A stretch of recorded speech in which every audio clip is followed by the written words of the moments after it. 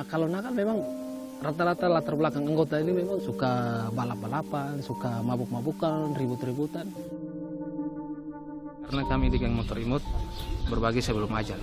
Jadi isi kepala ini yang semua orang harus tahu. Kalau kita sudah mati, walaupun kita pintar 1000 kali, tapi tidak pernah berbagi, sama juga bohong.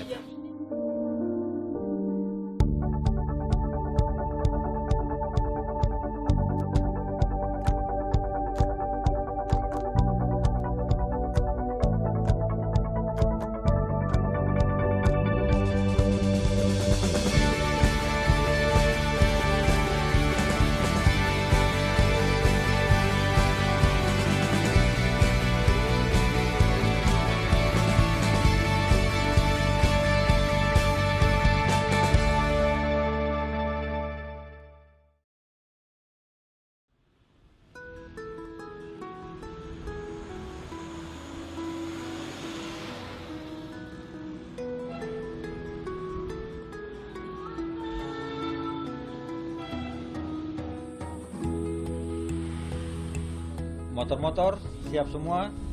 Nah, sudah lengkap. Kok sana ada yang soal? Sudah. Aspidol. Oke. Salam Papaleu dari tanah kami. Ini Timor Kakak. Papaleu ini berarti semacam salam berkelana. Kata-kata yang juga telah jadi mantra pengikat komunitas kami. Sejak 5 tahun lalu, aku bersama kawan-kawan kerap menjelajahi berbagai sudut desa dengan kendaraan roda 2.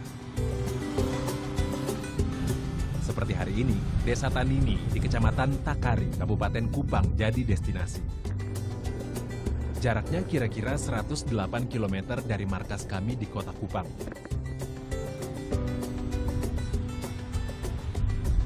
Sebenarnya perjalanan normal bisa ditempuh dalam waktu 2 jam saja.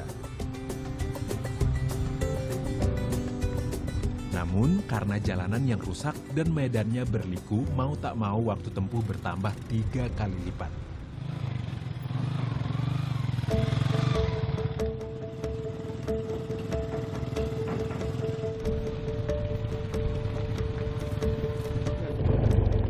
Perihal begini, kami memang biasa mencadangkan waktu 2 hari untuk perjalanan dan kegiatan di desa. Komunitas ini bernama Geng Imut. Dulu, Imut ini singkatan dari Aliansi Masyarakat Peduli Ternak. Karena sebagian besar anggotanya adalah alumni Fakultas Peternakan Universitas Nusa Cendana, Kupang. Namaku Ari Pelokila. Semenjak tahun 2012 itu tetap pakai imut, tapi sudah inovasi mobilisasi untuk transformasi. Itu artinya anggotanya itu bukan hanya orang-orang peternakan saja, tetapi ada banyak orang yang bergabung dengan gerakan kami. Kami coba kolaborasi ilmu itu sehingga kami juga melihat sisi lain seperti energi, seperti inovasi-inovasi yang bisa menolong, bisa membantu masyarakat dikaitkan dengan lingkungan.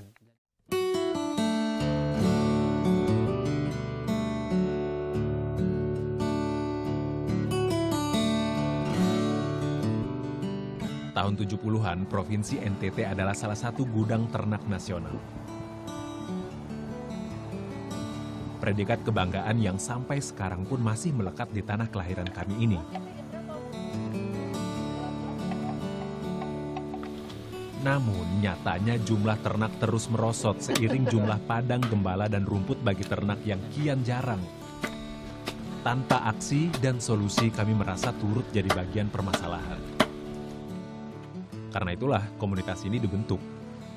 Tak ada keinginan yang muluk, kami hanya ingin ilmu peternakan yang telah kami dapat setidaknya bisa memberikan sedikit solusi di masyarakat. Kita di sini mesti cium hidung.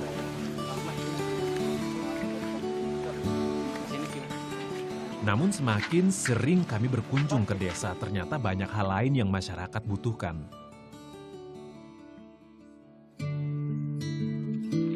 Tapaleu ke desa-desa kami istilahkan sekolah jalanan namanya. Sedari awal, kami semua memang sudah hobi mengendarai motor. Jadi memang kami sengaja mengusung konsep geng motor di komunitas ini. Selamat siang, selamat hari Minggu. Sudah 44 desa di 9 pulau di NTT yang telah kami kunjungi. Sedangkan untuk desa Tanini, ini adalah kali kelima. Kunjungan hari ini kami membawa salah satu hasil inovasi yakni kompor biomas. Di balai pertemuan, Papa Mama sudah berkumpul. Ini dia pun dapur. Dia pun kayu-kayu dong begini kita bisa pakai. Pakai kayu-kayu kecil begini. Tinggal potong-potong. Susun-susun di dalam begitu. Soalnya perlu pakai minyak tanah. Kita umpan pakai daun kering kok. Kertas ke apa gitu. Umpan pakai bakar. Sama kita buat api di dapur. Soalnya minyak tanah umpan pakai plastik. Tapi kalau ini kalau bisa lebih boleh pakai plastik karena dia akan berpengaruh pada ini cepat karat tuh. Kompor biomasa sendiri bersama biogas itu jadi alat kampanye kita untuk melawan ketergantungan terhadap minyak tanah. Karena di mana-mana ibu-ibu menghabiskan banyak waktu hanya untuk antri minyak tanah. Padahal sebenarnya di NTT ada potensi lain yang bisa dikembangkan untuk menjadi solusi dari pemenuhan bahan bakar rumah tangga. Kehadiran kami di sini atas kerjasama dengan Pusat Kegiatan Belajar Masyarakat Sonaf Martin. Lembaga ini diprakarsai oleh Mesah Jusah Manoe atau biasa dipanggil Joni. Sejak 2006, ia membina masyarakat Tanini dengan fokus peningkatan pendidikan dan ekonomi masyarakat. Jadi justru lebih banyak menerima inovasi-inovasi sebagai tantangan, bukan menerima sebagai sebuah perubahan. Yang banyak pakar juga menyatakan, pakar-pakar sosiologi menyatakan masyarakat tradisional itu sulit menerima inovasi. Dan saya percaya itu karena saya temukan di lapangan selama ini. Bahkan sampai dengan saat ini, saya katakan bahwa perubahan itu tidak akan terjadi. Dia baru terjadi setelah generasi ini.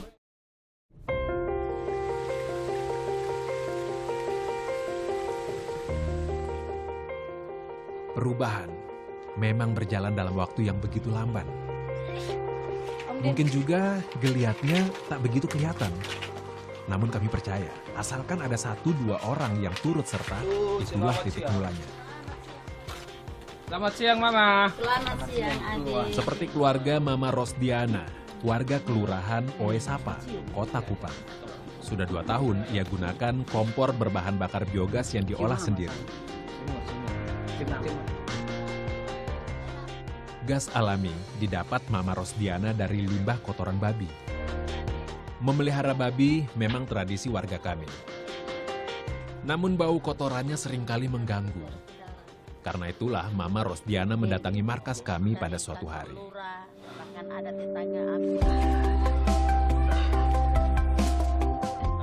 Keuntungannya memang ada, Bapak. Dari hasil itu kita ada kemudahannya, tidak boros, tidak pakai minyak tanah lagi, bisa pakai kompornya, gasnya. Terus pupuk yang keluar, air yang keluar dari sana kita bisa jadikan pupuk untuk siram tanaman. Kampanye energi alternatif yang diprogramkan pemerintah gaungnya sudah lama terdengar.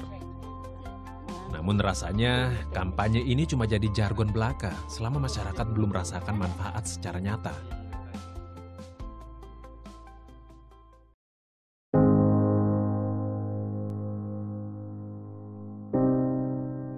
Di tengah geliat pembangunan di ibu kota provinsi Nusa Tenggara Timur ini, masyarakat masih tersandera oleh kebutuhan bahan bakar, terutama minyak tanah. Setiap bulan, kota ini menerima jatah 1,5 juta liter minyak tanah yang harus dibagi dengan warga kota dan Kabupaten Kupang.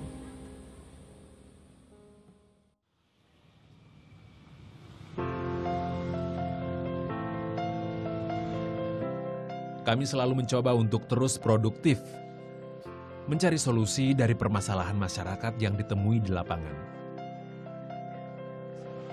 Markas ini pusat segala kreasi. Ini sebenarnya rumah milik Novarius Gili atau biasa disapa Fritz. Dialah koordinator geng motor Imut sedari awal komunitas ini berdiri. Namun sejak September lalu ia hijrah sementara ke Australia mengikuti istrinya yang lanjutkan kuliah selama 2 tahun. Komunikasi dengan Fritz tak terputus. Kami lakukan lewat media sosial. Beberapa inovasi telah kami hasilkan dari bengkel ini. Salah satunya desalinator imut yang dibuat pada 2011. Alat ini berguna menyaring air laut menjadi air tawar. Ini solusi yang kami tawarkan bagi masyarakat pesisir yang kerap kesulitan mendapat air tawar. Beberapa hasil inovasi sudah melanglang hingga ke Pulau Rote, Sumba, Bali, bahkan Karawang. Seperti kompor biomasa yang berhasil diproduksi tahun 2010 lalu. Inovasi ini memang kami anggap milik bersama. Kami merasa tak perlu repot tentukan hak cipta, selama itu bisa berguna secara nyata seluas-luasnya.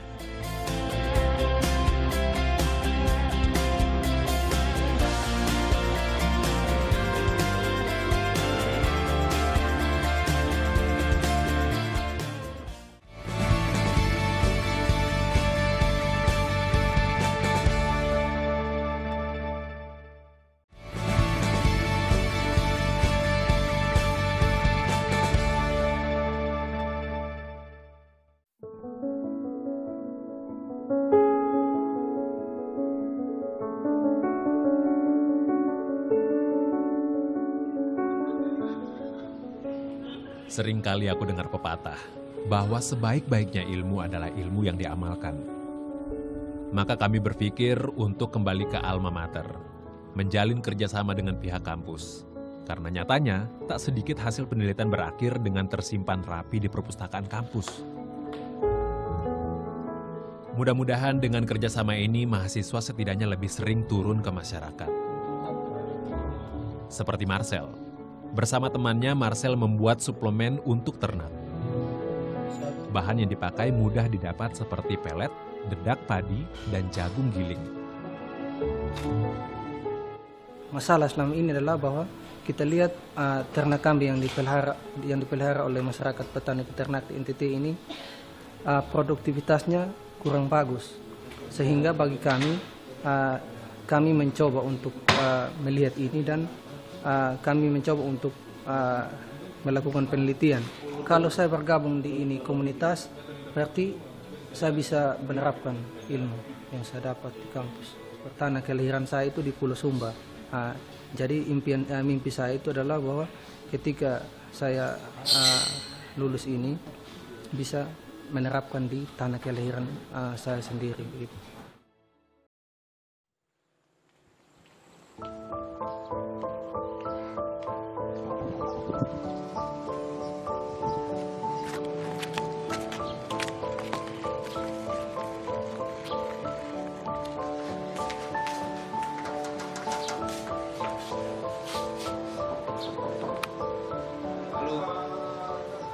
Kami sadar, citra negatif pada geng motor sudah terlanjur melekat.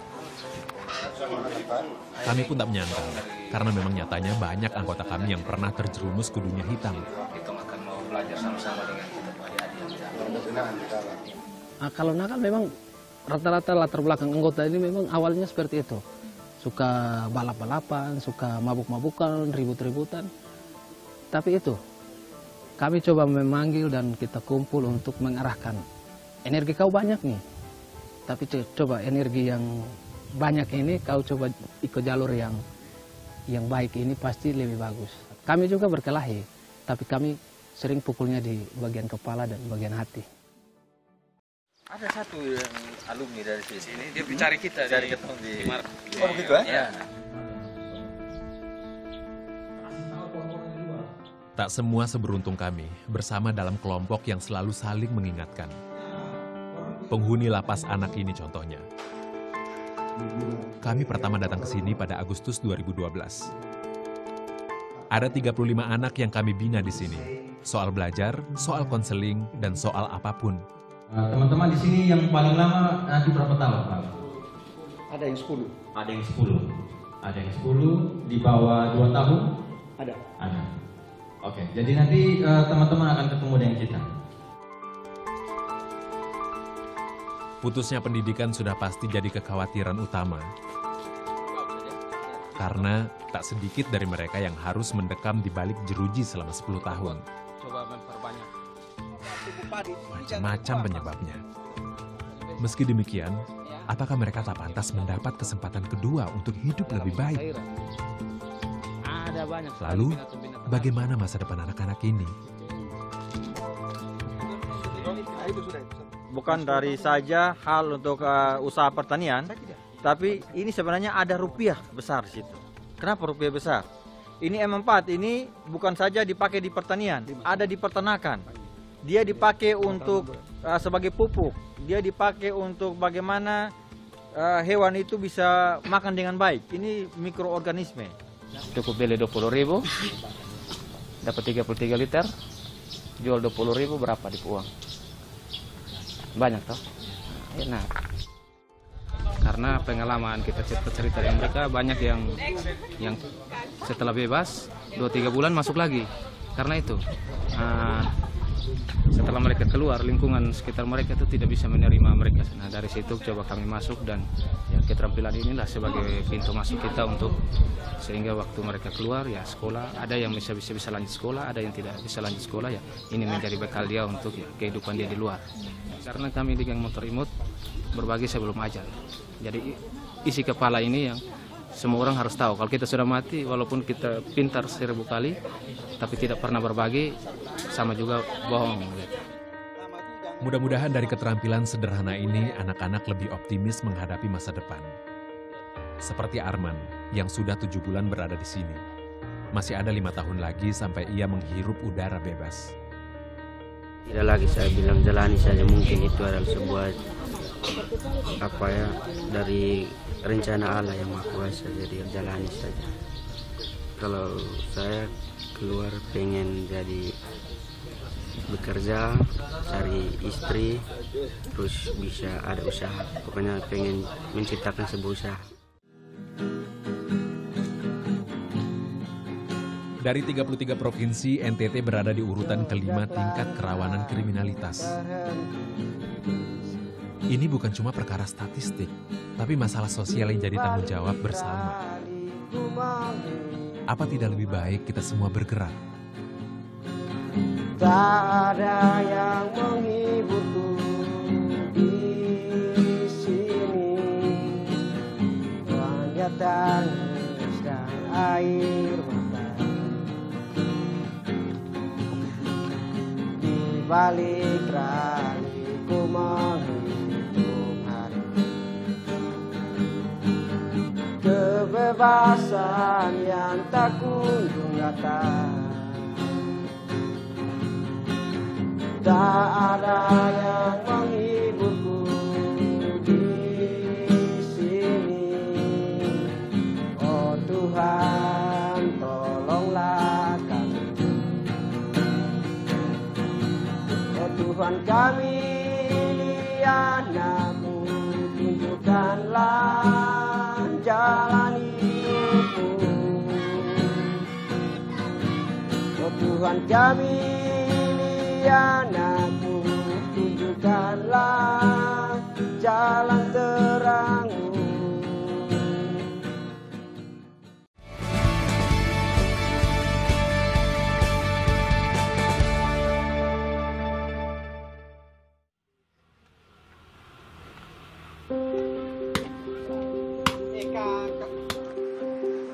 Markas kami tak pernah sepi. Ada saja kegiatan teman-teman yang selalu dibuat di sini. Apalagi jelang keberangkatan ke Pulau Semau. Memang rencananya kami akan tapaleu ke Pulau Semau. Ada proyek besar di sana dan aku bertugas sebagai koordinator programnya.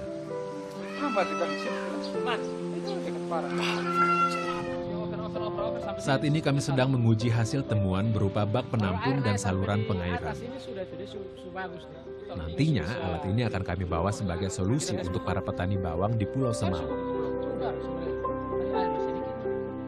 Karena biasanya petani di sana habiskan waktu hingga 10 jam hanya untuk mengairi ladang bawangnya.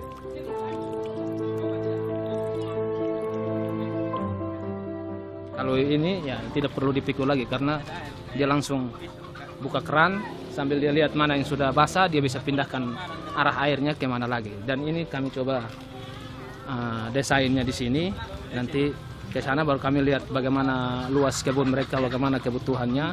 Ini hanya untuk percobaan saja.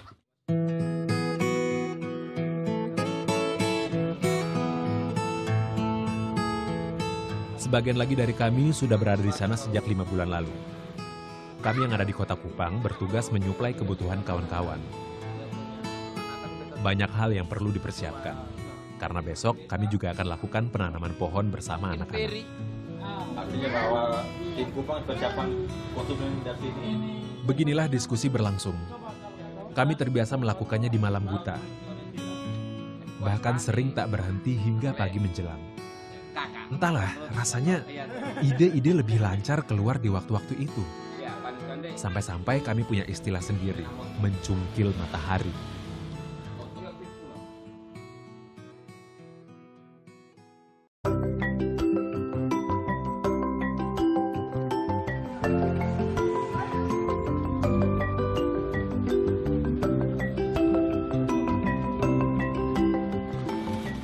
Pagi ini, selain barang kebutuhan dasar, kami juga membawa anakan terem besi dan mahoni, bantuan Departemen Kehutanan. 2 pohon itu dikenal sebagai pohon peneduh serta penahan air. Doakan saya. Selam. Pulau Semau termasuk bagian Kabupaten Kupang. Lokasinya ada di sebelah barat Pulau Timur. Hanya ada 2 kecamatan serta 12 desa. Rencananya, proyek kami akan berjalan selama 1 tahun lebih di 5 desa. Fokusnya soal ilmu pertanian selaras alam.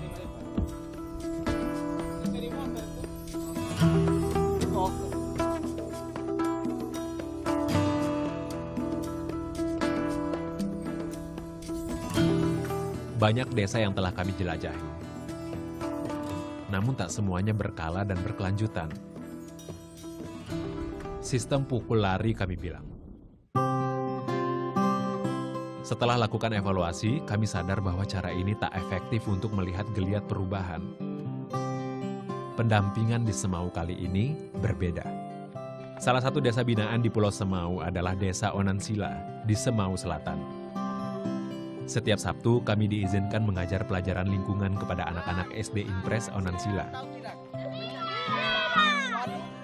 Kami akan mengajak anak-anak menanam mahoni dan terem besi yang kami bawa tadi. Lokasi penanamannya di bagian desa yang gersang.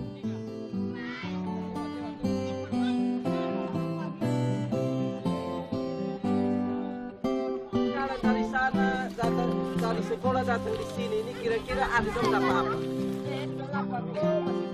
Perhatian. Siap, siap. Dia fungsi itu untuk tampung air dari mana? Kali. Hah? Kali. Ada kali di sini? Tidak. Mungkin adik-adik sudah besar bisa pakai dia pu air. Kita mesti jaga dia. Bagaimana dia cara jaga? Ya kita mesti tanam apa? Tanam pohon. Lanjutkan.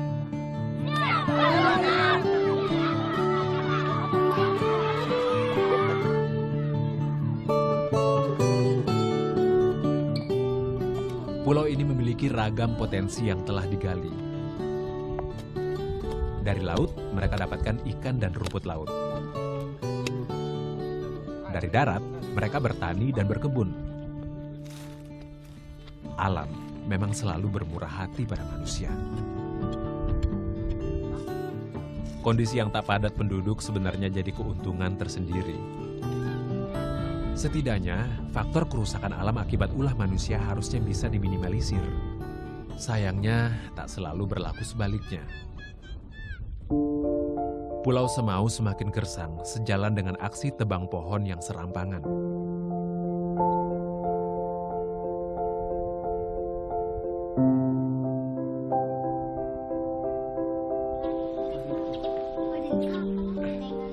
Anak-anak ini adalah penjaga harapan. Kesadaran tentang kelestarian pulau harus ditanamkan mulai dari diri mereka. Alam yang terjaga menopang ketahanan hidup mereka di masa depan. Kami takut suatu saat kampung ini akan menjadi kosong. Karena orang tidak merasa nyaman lagi untuk tinggal di sini. Masa depan. Seakan-akan suatu masa yang jauh dan tak terjangkau. Namun, pernahkah kita sadari bahwa kitalah bagian dari masa depan itu. Kami percaya, cara terbaik memprediksi masa depan adalah dengan menciptakannya di masa sekarang. Aku yakin semua akan terwujud indah pada saatnya apabila ilmu dan alam dijalankan selaras. Kalau bagi saya, Geng Imut itu adalah rumah saya, Geng Imut itu adalah keluarga saya. Nah, Geng Imut itu adalah tempat untuk saya bisa berbagi dan saya bisa belajar. Bersaudara, berbuat, dan berkarya. Aku rasa itu tugasku sebagai manusia yang berdaya.